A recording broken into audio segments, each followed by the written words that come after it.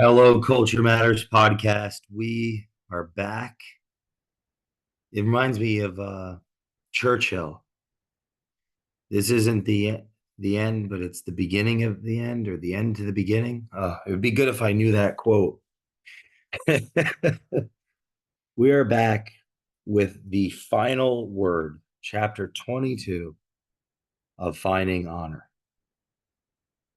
If you've been listening along for the last 21 chapters, I've had the great honor of interviewing Christine Beckwith, founder of 2020 Vision for Success Coaching, author of numerous books. I believe we're up to 5: Clear Boundaries, Breaking the Cycle, Finding Honor, Wise Eyes, and more. We have High Selling, which you'll see on the Culture Matters podcast as we go through that book. Today, I want to talk about the final word, chapter 22, and a little bit of our story. Before I share our story, a bit more of our story, and what I think of finding honor, I want to say that Christine has helped me find my honor in so many ways. Working with Christine as an advisor has helped me, and I hope that our working relationship inspires you to think about who your mentees are, who your mentors are, what type of mentor you are, what type of mentee you are, who who do you serve, how do you serve them, how well are you serving them, what are you learning from those that you serve. I think our working relationship exemplifies that idea of the teacher learns as much if not more than the student. It exemplifies the the transcendence outside of just a hierarchical top-down relationship. I think I hope you can take something away from the fact that I believe that I have gotten more from the working relationship with the student than the student has. Whether that's can be argued or not, that's what I think. And maybe after you understand my story a bit more, you'll agree with me. Chapter 22, the final word. Just as Les Brown said in his foreword, there is greatness in all of us. You will never know what your greatness is if heavier woes veil it. You will never unlock and hence unleash your power into a universe both thirsty and dying for your power unless you do the good work to find your own honor, says Christine Beckwith. Beyond the realm of which you are living lies this incredibly pure happiness. You may be close or far away from it right now as you set down this book. For me, I found honor because the internal light inside of me was calling me to it. Everything I felt in my high feelings state told me loudly when I did wrong and when I did right. I could not have eventually avoided it had I tried. My superpower is giving hope, and my purpose is providing belief to people all around me who need to know the God we must pray to is inside of each of us. The wiring to do incredible work and incredible things is here inside of us. We will not be finding it externally in any way, shape, or form, in its purest form, or with its most unfathomable power, unless we turn inward and do the work to unleash it. Find your honor, pursue your truth. The world is waiting for you to discover it. What I take away from that last part there is that Christine made a decision to take responsibility, to meet herself where she was at, to find her honor, to become more true, to be a better version of who she believes she could be. Her writing this book, I think, is part of that process. Christine chose not to use someone else to write this book. This was her meditation. This was her molting. This is part of her finding honor, is writing down these truths and sharing them with us, sharing them with you over the last 22 episodes of the Culture Matters podcast. If you haven't listened to part one, where we go through chapter one, all the way through chapter two, all the way to chapter 21 together, please, I challenge you to listen to it. Christine, finding her honor over the last handful of years, working on becoming a more aware leader, a more responsible mentor and founder and person. Her exemplifying this pursuit has helped me find my honor. Me, Jay. I'm thinking, after going through this process with her and reading Finding Honor again, man, I've got a lot of work to do. I think it was Nietzsche that said, "The student that remains nothing more than a pupil lets the master down," something like that. So, yeah, I can recall back in 2018 giving the Liar-Led Journey talk.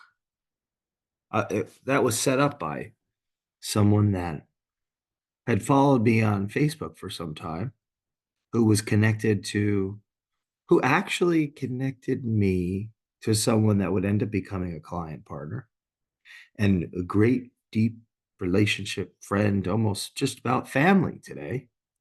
They also connected me, and they've been on the Culture Matters podcast. So shout out to Greg Schwartz, who connected me. This is the power of culture, to to a couple people. One, John Schwartz, who's been on the Culture Matters podcast numerous times. Mark Franzoni, who's not yet been on the Culture Matters podcast, but who's a great friend and early supporter of Culture Matters. And through Mark, through Greg, I had the opportunity to do a lecture at a place formerly called The Hub, at the time called Work Merc. Shout out to John New, who's been on the Culture Matters podcast before, which was his establishment, before a group of people, definitely less than 100, maybe more than 50. And there are some foundational people in that room. Mark Gadd, who's been on the Culture Matters podcast, was there. Nicole Malcolm and team, although she's yet to be on the Culture Matters podcast, she was there. A handful of other friends were there. Supporters of Culture Matters were there. No one that comes to mind that's been on the Culture Matters podcast outside of who I just mentioned. Mark, and of course John New was there, who's been on the Culture Matters podcast. But Christine sat in on that lecture. Now, why did she sit on that lecture? Well, in one one reason being, I would speculate, we were connected on Facebook for some time, maybe years actually, and we had built a relationship, an admiring relationship of each other's work. But another reason I think she was there is because I honored her by observing one of her lectures. It was in South Jersey at a real estate office, and I was excited about participating and learning and being the student in that capacity. And I think there's a degree of reciprocity and respect there. I think there's something to be said, especially if we're going to have a conversation around advisory and or consulting, and that mentor-mentee relationship, which I think oftentimes in our culture is backwards. It's too patriarchal or top down, where the person that is perceived as the advisor or the mentor or the quote unquote coach, there's an implicit uh, uh, connotation that they're above or better than, or the counterpart, the student, is subservient to. I take a very different approach with that. I think that the actual advisor is a servant too. is a component of. There's an honor in honoring. There's a servanthood in advising, in consulting, in being an ear to the crown, or an advisor to the president. Right, that the president has a cabinet.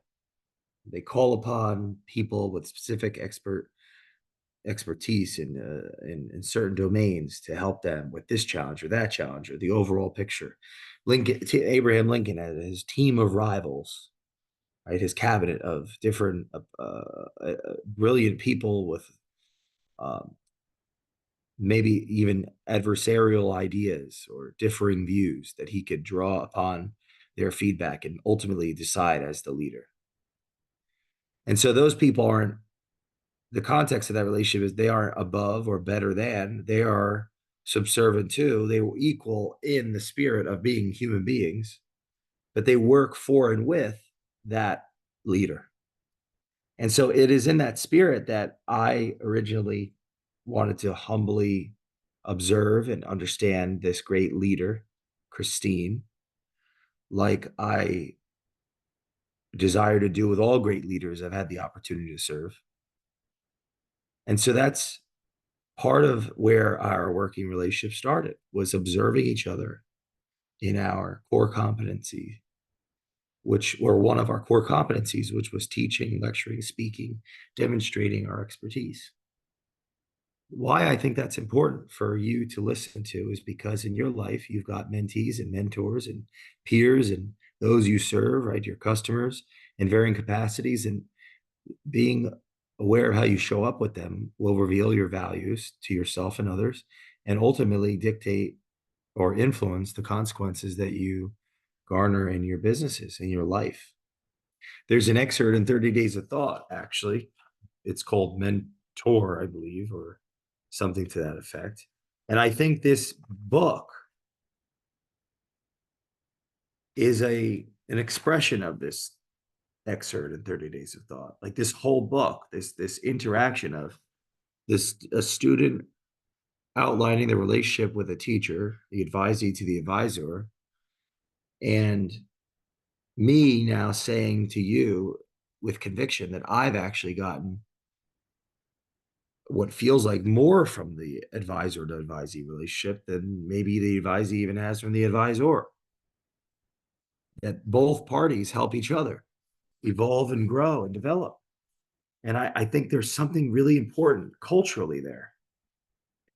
There's something really important. Here it is, mentee, page 209, excerpt 209. So finding honor is Christine saying, articulating, or a meditation on her finding her honor. And I believe a part of even her finding her honor is writing the book and now going through the book. And I'm saying that I'm starting to find mine. If she's giving me credit for helping her find hers, I'm starting to find mine because of her finding hers and giving me the credit for finding hers. So I, ironically, have yet to find mine. Mentee, quote, page 209, listen to understand, not to reply. Be open as if you are a cup awaiting its next pour of agua. The life force of our cup's usefulness for the consumer is hinged on the cup's ability to let go, be free from constraint and unfastened from its lid. As the cup is to its pourer and as the cup is to its consumer, we must be open to our mentor and useful to our mentee.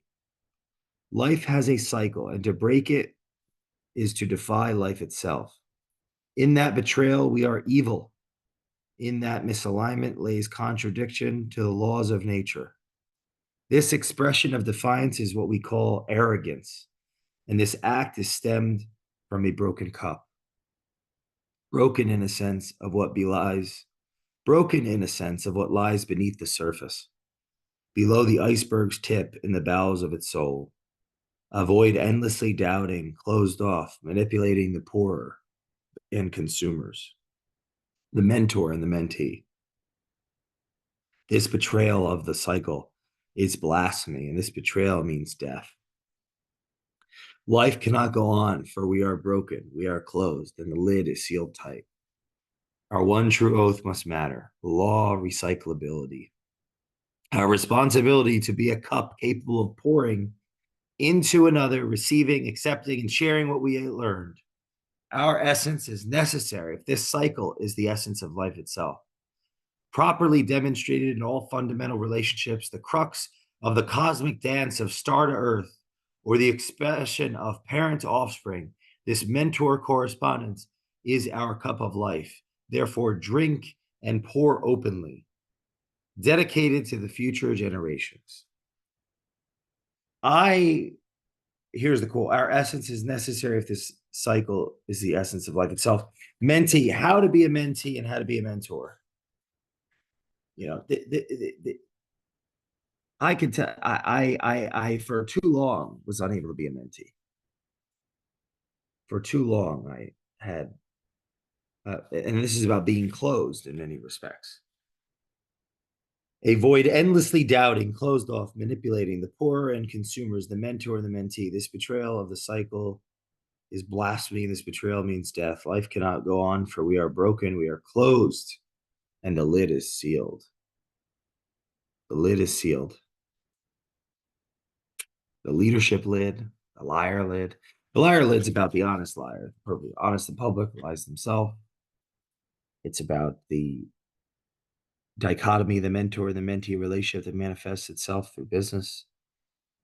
When the former mentee's admiration or the honeymoon effect of that mentee and mentor is gone, the mentor must have developed the ability to listen, for their words are now inverting. Their words over time will be in contradiction at some level with their actions, and the degree of hypocrisy will lead to a resentment. The mentee will overthrow the mentor, coup d'etat. And for that not to happen, the mentor has to let go. The mentee has to be open. The mentor has to let go. The mentor has to be responsible continuously, not disengaged, not succumb to the entitlement of the dichotomy of the mentee and the mentor relationship. You know, this metaphorically is a reflection of the owner or the founder and the people, the owner and the employee, the degree of responsibility of the ownership grows in proportion to the size of the organization. It doesn't lessen, because then their entitlement sows the seeds of resentment, and then they get overthrown. That's where values come in. That's where living values comes in, versus speaking them and expecting them of others is actually embodying them as a leader and representing them. And I think in the idea of embodiment of values, the mentor-mentee relationship, I think that our podcasts of these 21 chapters and this book written by Christine about her journey to find the truth, to live in an honorable way, writing it, which is a component of 30 Days of Thought: reading, to think, writing, develop, listen to hear what is unsaid, speaking to let go.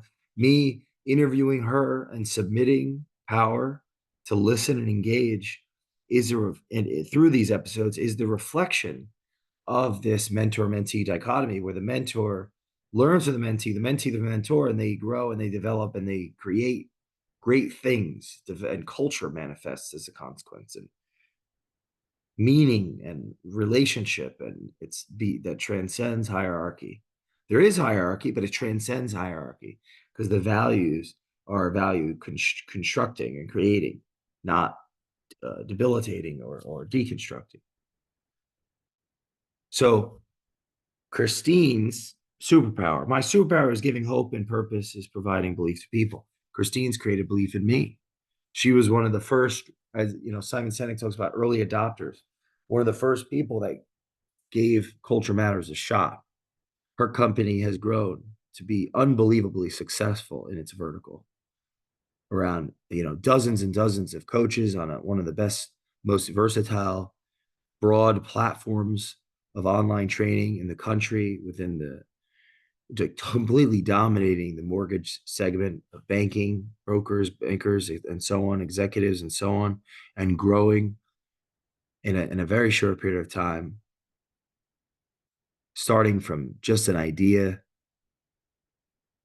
handful of years ago, which originally manifested while being a high-level executive at a company, thinking about writing books someday while on a beach after having been um, laid off in the Great Recession. That having that vision to think years out and then to eventually execute on it, very competent way, completely on one's own. That's the story of Christine, starting something from scratch, making it successful, being someone leaders want to follow, being a leader that leaders want to follow, finding her honor, the level of excitement around this new book, actually explaining what to do around sales and how to build organizations that we'll be recording.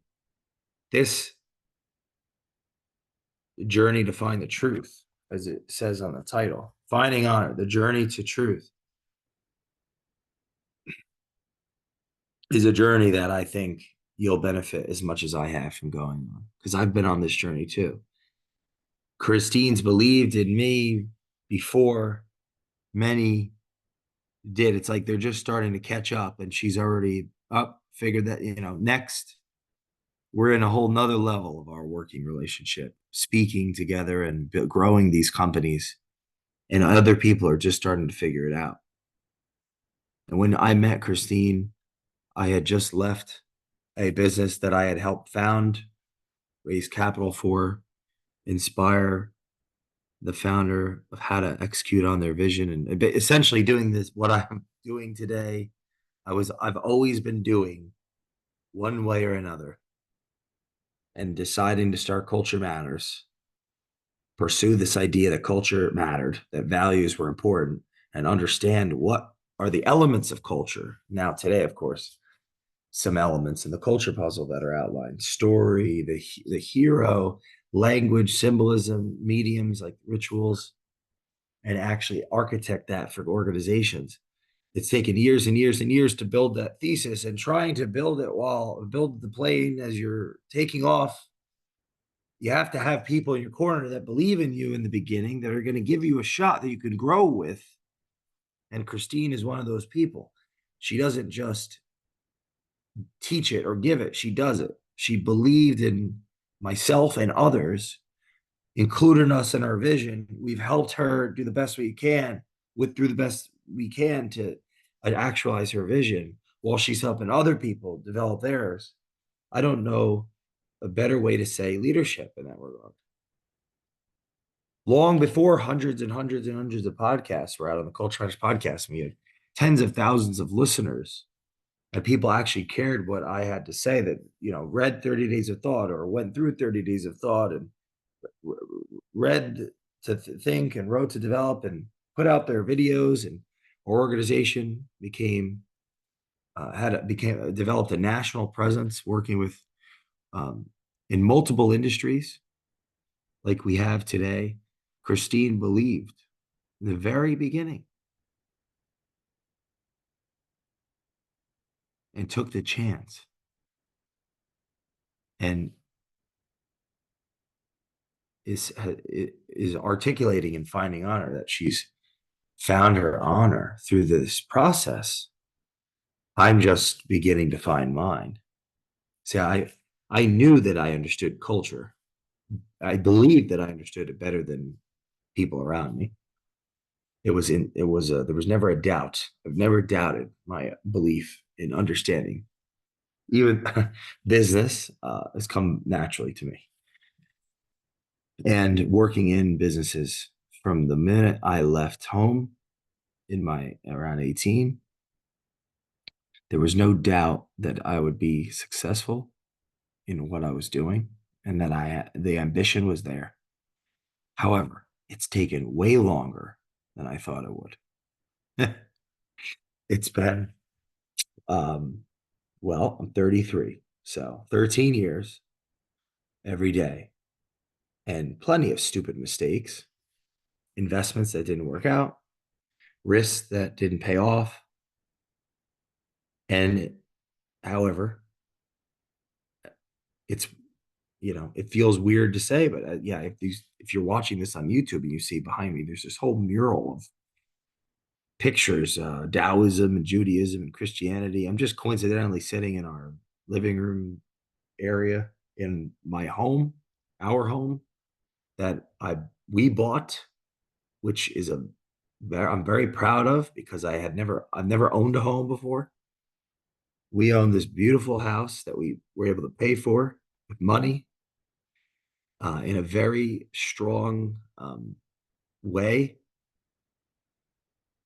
and it's with no stress, and it's the fruit of people like Christine believing in culture matters, believing in me. It's very overwhelming. People like Brad, people, I could just go on. The people on the podcast, Brian and Andrew and Eddie and Chris and John and Robert and Mike and a lot of people.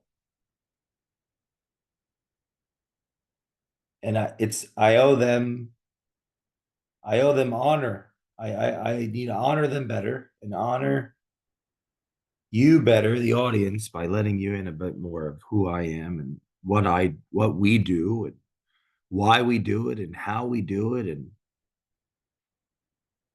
we're the Culture Matters podcast is my culture. I know all 255 guests, at least of this recording, that have been on the show. 76 have been on between 2 and 10 times, eight more than 10 times. Some have been on 20 times. Christine obviously had one of them. We work with many people that have been on the show. You may or may not know. Many others send us guests consistently. You may be one of them. But the Culture Matters podcast is my culture. It's a living, breathing organism. It's a neural network. It's my culture. I'm teaching culture without talking about culture by pursuing the Culture Matters podcast because it's a living, breathing ecosystem of shared belief created by an influencer, maintained by the alignment of the influenced. I'm the influencer, and the alignment of the influence is those that repeat, come on the show, that we get to participate in our stories together. You get to watch us grow and see the trajectory. Some people aren't in the same companies they were when they were on the first time. Some companies have grown 1,000%. Others have stagnated, but maybe their interpersonal lives have improved, or others have, been through life changes, and others for the good and the bad.